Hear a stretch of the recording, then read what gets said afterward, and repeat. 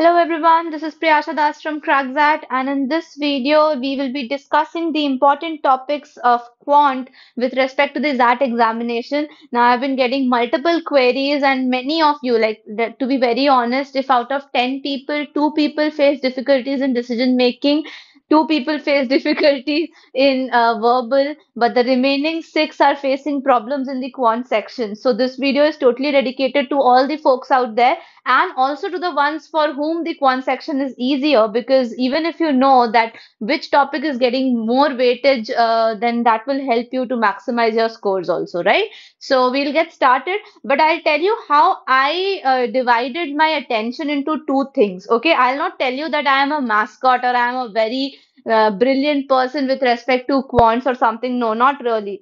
Okay, what I'll tell you here is that how can you divide your attention into the topics which would eventually help you score more in these art examinations. And one more thing which I want to tell you is not really quants is for everyone. So if you are having a hard time in quants, don't think that you're alone in this game. Many of the others are also along with you who find it difficult. If you find quants difficult, just try to clear the cutoff and move to the other sections for maximizing your score. That gives you the opportunity to jump between the sections, and therefore you have the full choice to make. The sections which you don't find easier, should not give more time, rather give more time to the place where you find things easier. Okay, that means maximizing for your score. Okay, that's what I'm saying. So over here, I divide the topics into two categories. One is the practice based category, and the other one is the formula based category. Okay, formula based category. Now, what is this all about? I'll tell you. Why have I divided it? That also I'll tell you. First thing first, if you go through the last 10 years paper of that, you will come to know that the weightage given to each section is highly fluctuating. Like it does fluctuate, especially for the geometry sections. Last year the questions were less, but last to last year the questions were plenty, like 8 questions. You can imagine how much is 8. Okay, so 8 questions were there. Last to last year, 6 questions were there, and then so many. And then last year it was very less, like around 3 or 4. So the things keep changing. In such a volatile environment, you can't just rely on one topic. So that's one very common question I get from people, that can I skip geometry? Can I skip modern maths? Can I skip this and that? Listen, guys, you still have a lot of time in your hand if you're watching this video on the day it is released.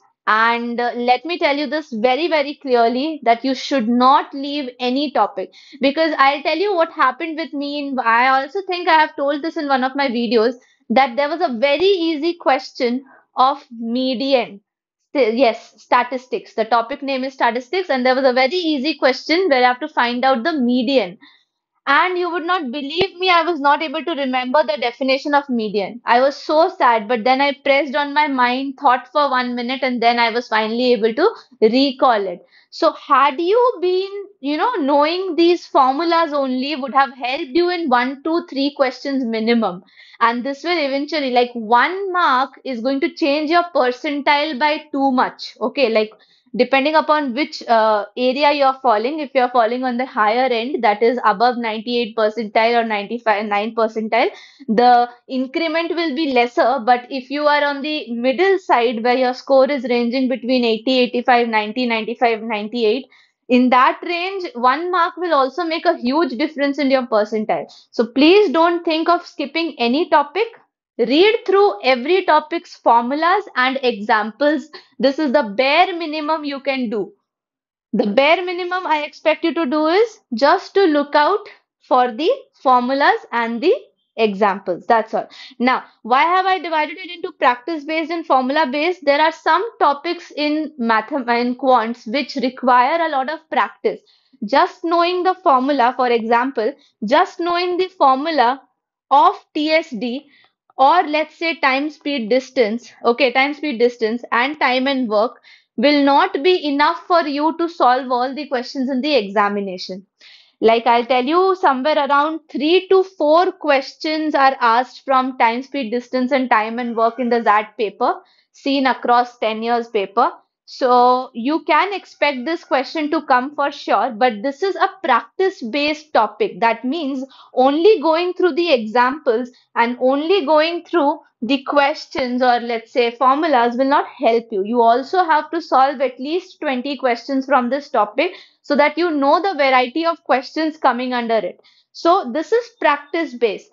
Now, for the remaining 20 days or whatsoever days are left for the XAT examination, I expect you to go through this chapter, okay, and solve at least 20-30 questions from the chapter after watching the relative videos or after watching the going through the examples and formulas. This is practice based, okay, more in number.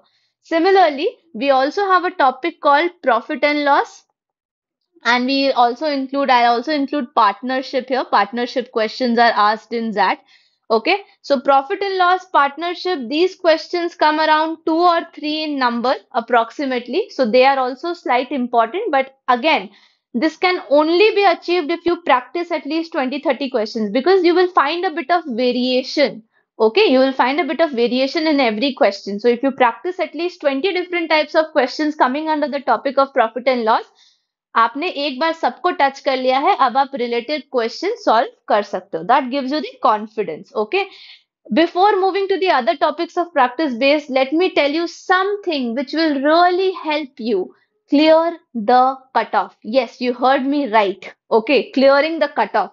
Some sections in which mostly people ignore that. For example, series, sequence, progression, you can call it anything like that. All these chapters, like where you have to find the sum of n terms, things like that, these type of questions. Okay, these type of questions are definitely expected in the XAT paper, sometimes one, sometimes two, but definitely a part of your paper. And remember, this is not a difficult question and there are not more scenarios in it. That means if you just read through the formulas and go through the examples also and just solve one, two, or five questions, that will be more than enough for you to clear any PYQ of this series and progression. Yes, you heard me right. If you don't believe me, try it out yourself. Go and fetch any book, says fetch Arun Sharma sir's book or the practice material given in the Telegram group. Go through the examples, go through the formulas, and then practice only one, three questions by yourself, one to five questions yourself, and then come back and search for any series question in the PYQ of that and see if you can solve it or not. You will see that you would be able to. At least you would be getting through the calculation part. Even if you do a silly mistake in the calculation, that is not something I assure you of. Okay. So that's how you can see that this is a must come thing. And at the same time, it will also be easier for you and less time taking. Similarly, one more section which is special to that is trigonometry. Trigonometry heights and distances questions, one or sometimes even two, not sure, but just take it to be one also, that would be fine. If you take one question also, one question from trigonometry heights and distances is pakka there. Sometimes they also add that sine cos theta to the triangles, I mean geometry, and give you questions related to that. So again, going through just the formulas of trigonometry, solving some 10 to 20 examples in the book will be more than enough for you to go and solve the PYQ. So see here, suppose you get two questions from series, one question from trigonometry, you have already secured 3 marks. And for that, you don't have to practice daily also. You just do it once and it will stay in your mind. But yeah, keep revising the formulas. Then similar to this is Venn diagram. Venn diagram is yet another topic, guys, where you see one to two questions for sure will definitely come from Venn diagrams. Again, the same process. Just go through the formula that how you form the union intersection and just see the examples. I think doing 10 to 20 examples will be more than enough for you to crack this section easily. Okay, so these are some formula based topics. Now I'll take you back to some practice based topics also. Of course, the lovable topic of geometry, but this is somewhat formula based only. You expect around five questions in this. On an average, I'm saying this because last year there were around four questions only. Last to last year, there were 8 questions. So just trying to find a middle ground on it. Okay, that is 5 to 6 questions on geometry. Now, out of this 5 to 6 questions, definitely you will get a question on mensuration and you will get a question on formula-based maths. I have been telling this thing in my previous videos also. Don't think of skipping geometry because geometry formulas can help you crack down at least 2, 3 questions from this section.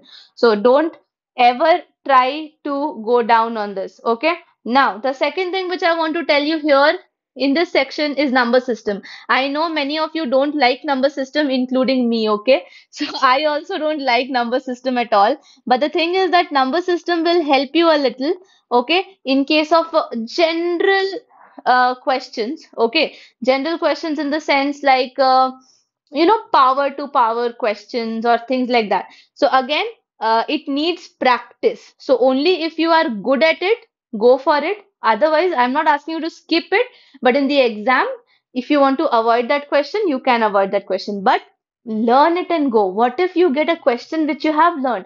Imagine you have learned how to solve the question of 2 to the power 7 to the power 4, and you get a similar question like this in the examination. Then you can score a mark, right? So please go and refer to the material. Okay. Now, let me take another topic, which is linear and quadratic equation. Okay. Linear and quadratic equation, also called as algebra. Algebraic questions do come and they come in plenty. So, 2 or 3 is what you can expect a minimum of algebra questions over there. Again, going through the quadratic equations formula and linear equations formula would not be enough. You have to practice at least 7, 8 different scenarios under this. There will be roots related questions, there will be determinant related questions. तो इसमें बहुत ज़्यादा variety होती है और जहाँ बहुत ज़्यादा वैरायटी होती है वहाँ आपको ज़्यादा प्रैक्टिस करना होता है. And so I have placed it under the practice based set that आपको रोज कुछ कुछ questions practice करने होंगे ताकि आप उस लाइन में बने रहें. Okay, you have to solve a number of questions to come across the variety. Similarly, one more topic is the topic of average, ratio and proportion, RNP. This RNP ratio and proportion and averages are asked around 2 to 3 questions in the examination, but they are easy, let me tell you.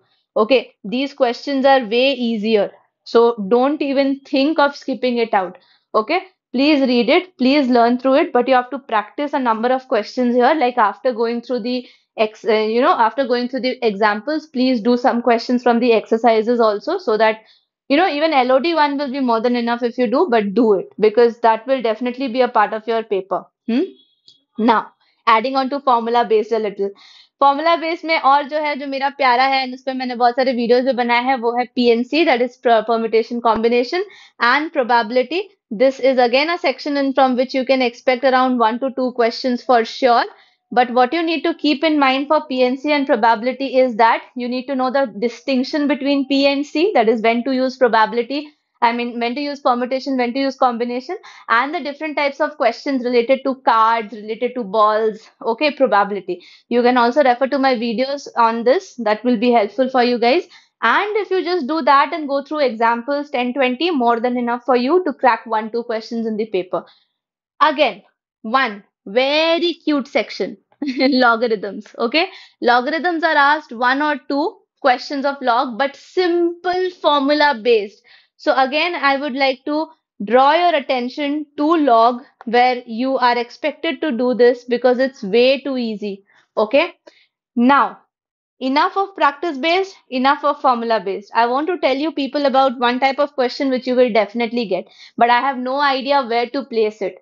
Whether you should place it in the formula or you should place it in the practice. That topic is called as data sufficiency. And data sufficiency is very difficult. Why? Because they can give you a data sufficiency question from any topic. Data sufficiency can be from quadratic equations. Data sufficiency questions can be from geometry, can be from log, can be from Venn diagram or anything. It's just that a normal question is picked and divided into sentences, that is statements, and divided into sufficient answer, what questions and statements. And then you have to determine which statement is enough to answer the question. Alone, both, none of them like that. So data sufficiency is a very unpredicted section. Go for it depending upon the question you get from either of these topics. See, the topics from where you will get the data sufficiency question will be the ones which I have already written on the screen. इससे बाहर का question नहीं आएगा. But yeah, you have to definitely take care of that. And one more special section I forgot to add over here is statistics. Statistics means a general statistics of what is mean, what is mod, what is median, all these things. Okay, just go through the definition. What is standard deviation? What is variance? Please, this also. Standard deviation and variance. Please go through this as well. These five terms, how to calculate them, just go through that, solve some examples, and that will be more than enough for you people to go through the statistics paper.